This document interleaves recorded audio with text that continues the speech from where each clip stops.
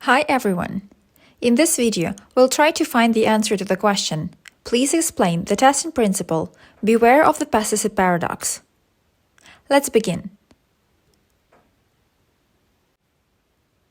Beware of the pesticide paradox is the fifth principle defined in ISTQB.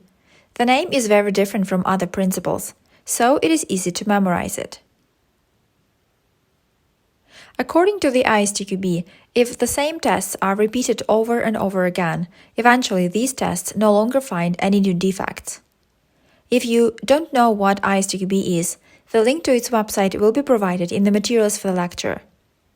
This principle is straightforward, so we don't even need to explain it.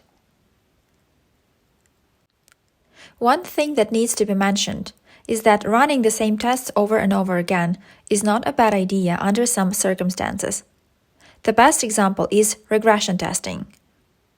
It is essential to run the same test cases before each release, but it's the topic of another video.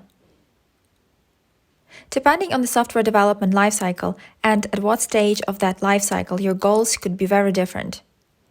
If you are in the middle of the sprint and need to test the user story, then beware of the pesticide paradox is the helpful principle. You will use risk analysis, various test techniques, to find as many defects as possible in a limited amount of time.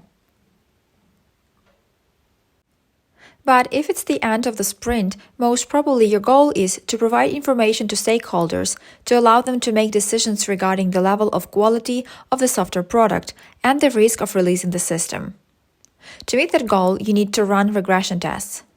As we said, it is a simple and straightforward principle.